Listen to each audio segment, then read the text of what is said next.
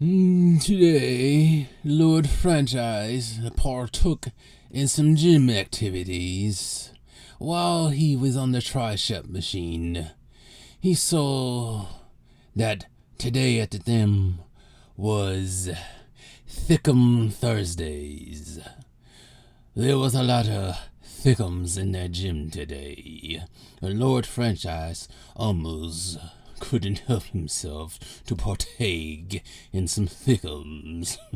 Whoa, that gym was well today. But anyways, enough of that. Franchise Sports TV.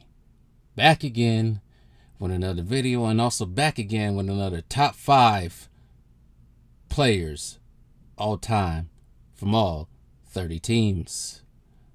And also the best player. If you haven't done so by now, subscribe to Franchise Sports TV on Rumble. That is FSTV22. So anyways, just to recount all the teams I did so far for anybody new who's hearing about this. So, let me get this down straight. We've been to Milwaukee with the Bucks. We've been to the Lakers, Suns, Nuggets, Miami, H-Town now, Orlando, Charlotte. I feel like we've been to one more. We only did 7? Impossible. Because I think we did all the Florida teams. We did Charlotte, San Antonio. So that's 9. So we did 9 teams so far. And today we'll be partaking in the Big Apple. Top 5 Knicks of all time. This list is based on what they have done for the team. Did they win a ring? Also, what they have done individually and how their influence is on the New York Knicks and in the NBA. So this one was a pretty hard one. I had to summon the old man for this one. And his list is... His list is interesting. But I'm going to go with the honorable... I'll go with the honorable mentions later. Let's start off. Starting at center for the New York Knicks. Number 33, Patrick Ewing. It only makes sense. Don't worry, I got y'all some of your old heads out there. Patrick Ewing played on that team from 1985 to 2000.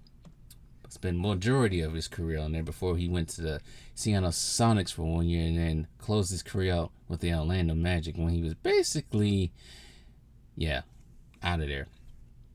And he also coached for the Wizards, Rockets, Magic, Bobcats, and for his alma mater in Georgetown, University of Georgetown. He's also an 11-time All-Star, all with the Knicks first team. He only got one first team, but 6-time All-NBA second team, 3-time All-Defensive second team. And he was also Rookie of the Year, All-Rookie team, and also part of that 50th and 75th anniversary teams, and his number retired with the New York Knicks. And just to go into his little college career, some of you old heads might know this, but this is for the young ones who don't know nothing. Some of y'all that think the NBA only started in 2000. He was an NCAA champion, Georgetown. Most outstanding player, 84. And National College Basketball Player of the Year in 85. Consensus first team. He knows college stats. Also McDonald's All-American. He's a lot of things. He's also basketball. He's in the Naismith Hall of Fame and also College Basketball Hall of Fame. He has won Olympic gold medals in 84 and 92. He was a 24,000 scorer, averaging 21 points a game during his career.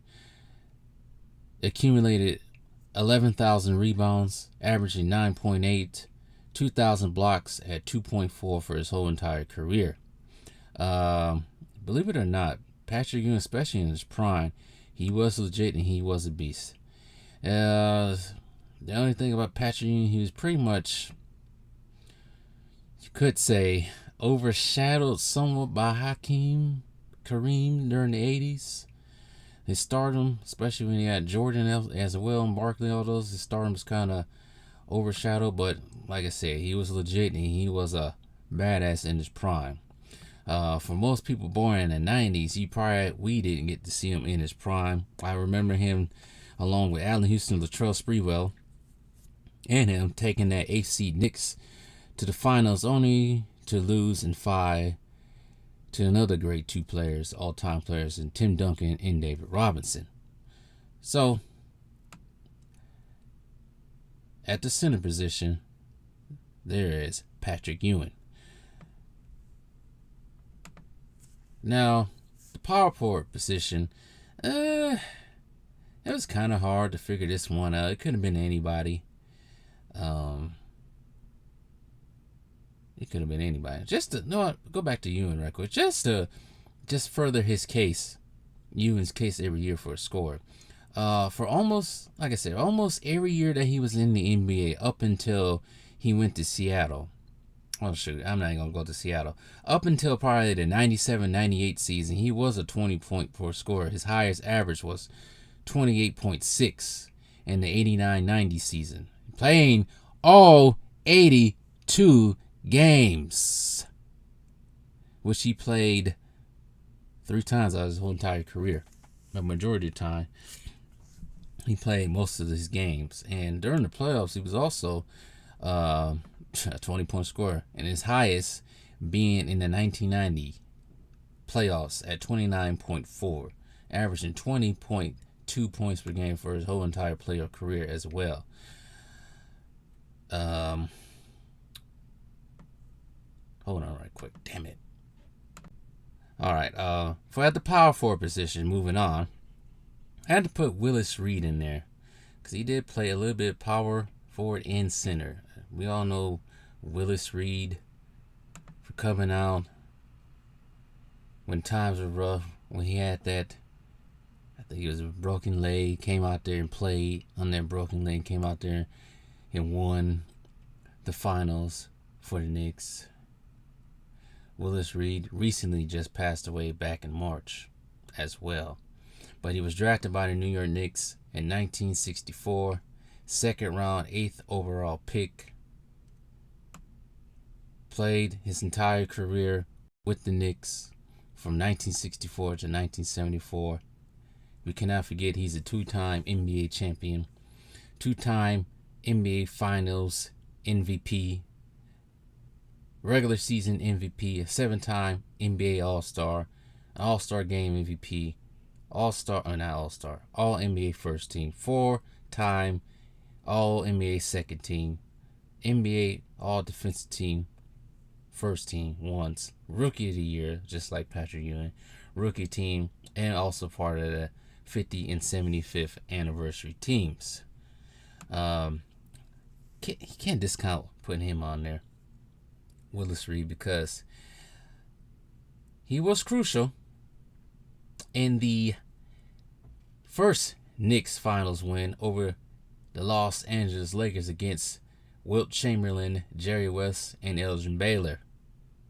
Cannot forget that one. They did win that game in 7 games. And they beat my Bucks to get there too as well. But don't worry, we got them the next year. But wait a minute. Just a side note. Who did the Bucks play on their route to winning that championship that year? I might be wrong. Just a side note. I'm curious, by the way. I'm stupid.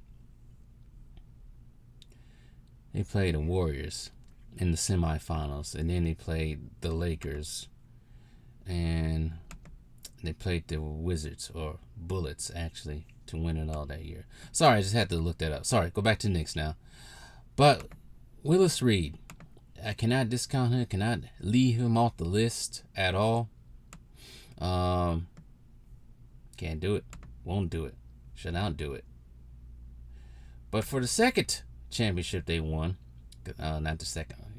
Yeah, the second one. I'm thinking something totally different. My bad. Sorry, scattered mind. In 1973, Willis Reed and the Knicks, along with Bill Bradley, Dave the Butcher, Walt Frazier, Earl Monroe, and also Phil Jackson, would beat the Lakers once again, 4-1. That team also including Wilt Chamberlain, Jerry West, Gail Goodrich, and also Pat Riley. But I'm not going to spend too much time on Willis Reed. Willis Reed is an all-time player, man. He averaged 12,000, not average. He accumulated 12,000 points, averaging 18.7, 8,000 rebounds at 12.9, and 1,000 assists, over 1,000 assists at 1.8. He averaged a double-double for his whole entire career. And he's also a basketball Hall of Fame as well as a college Hall of Famer. Now, at the small forward position, it gets kind of tricky. I put a poll up asking, who do you guys think is the best small forward ever to play for the Knicks? I put Larry Johnson, Carmelo, Dave the Butcher, Bernard King. I think I put Bill Bradley on there. I'm thinking back. I don't have it right in front of me right now. And most of the other guys said, at the time, I haven't looked at it since then, but most of you guys put Bernard King on there. And I should compare this with my dad's own list, because I asked my dad the same question. Who is your top 5 Knicks of all time? He put Patrick Ewing, Larry Johnson, and then he put Carmelo at the small forward position. I'm going to do one more different. I'm going to put Bernard King on there. Because not too long ago, I was actually watching clips of Bernard King. And let me tell you, he does not get enough credit. Now, he only played with the Knicks from 1982 to 1987.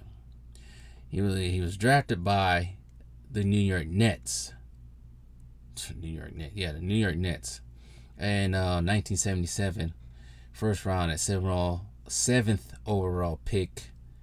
Played with them for 2 years. Then went to the Jazz for a year. Played with Golden State for 2 years. And then went to the Knicks. And then the Bullets. And then New Jersey in 93. He played all the way to 93, damn. But he's a 4-time All-Star as well.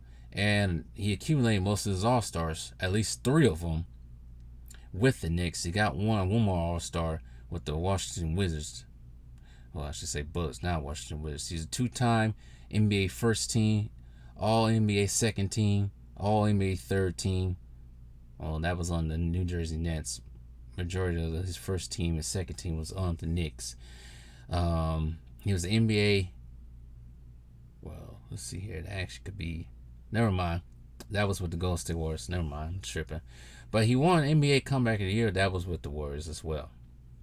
But for his career, he scored 19,000 points, averaging 22.5, 5,000 rebounds, 5.8 rebounds, 2,000 assists at 3.3.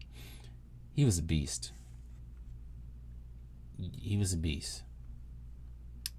Predecessor for a lot of the small forwards we see now, only at 6'7", prototypical small forward.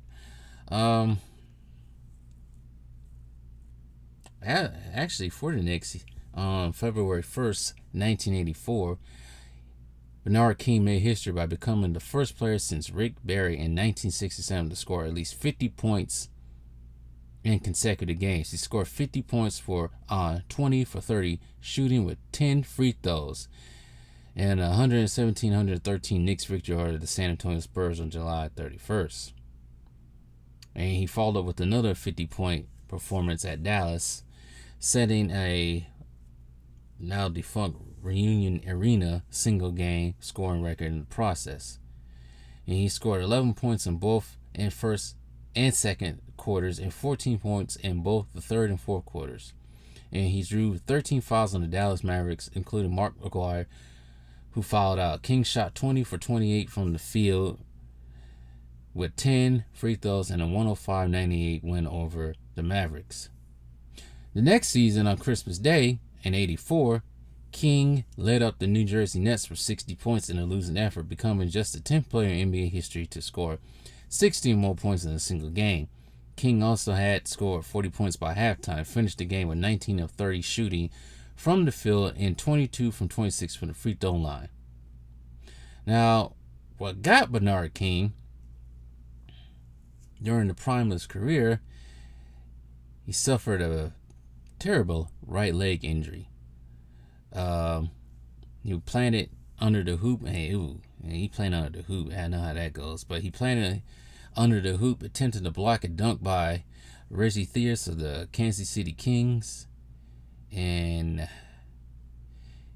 he tore his ACL, knee cartilage, and broken leg. Major reconstruction, yeah. When you plant like that, that's usually what that means. But he missed all the 85 and 86 season. But he got back in there. He was. Most people thought that was a career-ending injury, but he got himself back in there. Put himself into shape, averaging 22.7 points during his first 6 games back. But he didn't really have any explosives, according to people who was around. And then he was released by the Knicks in 1987. So he was a badass. But he's not on any part of the 75 anniversary teams, none of that. But he is a Hall of Famer. Now, some people might have put Carmelo on there. You could. I was very, didn't know what I want to pick, but it can be Carmelo, it can be Bernard King. It doesn't matter at all. It's my opinion. Somebody else can say that. But at the shooting guard position, it's even harder. Wanted to pick at the shooting guard position. Now people can say Latrell Sprewell, Allen Houston. It was hard for me to pick. But I had to pick people who actually did something for the Knicks. Actually won something. That's why the small forward, it could have went either way. Really, at this point. I'm sorry, people. I am. I'm sorry, Melo fans. I'm sorry. But I had to pick the two for the shooting guard and point guard position. I had to pick the people who actually did something for the New York Knicks, who was crucial in them winning their rings. So at the shooting guard position, he can go either way, but I pick Earl Monroe, even though he was drafted by the Baltimore Bullets in 1967. He was the first round, second round overall pick. He played from 67 to 71 with the Bullets before he went to the Knicks and played basically the whole entire decade with the Knicks. He is an NBA champion with the Knicks in 1973 over that 5-game series with the Lakers. But he's only a 4-time NBA All-Star. See, the thing about putting Allen Houston there, I think Allen Houston only got 2 All-Stars, I think. But either way. He only got 2 All-Stars with the New York Knicks. The other 2 were with the Bullets, or Wizards now. But most of his damage was done with the Bullets, but he still is an NBA anniversary team member, 50 and 75th. His number is retired with the Knicks, 15, and 10 retired with the Washington Wizards. And he's also a not only a Naismith Hall of Famer, but also a college basketball Hall of Famer.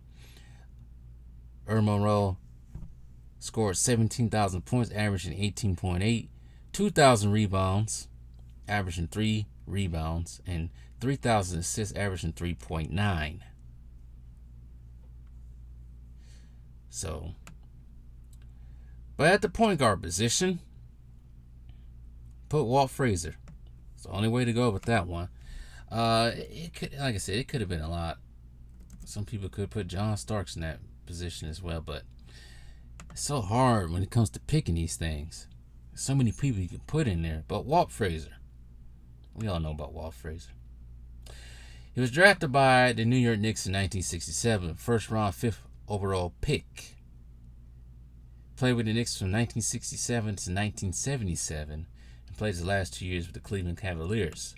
But like he said, he's most known for his Knicks contributions. Two-time NBA champion, 1970-73, seven-time All-Star, all with the Knicks. All-Star Game MVP with the Knicks.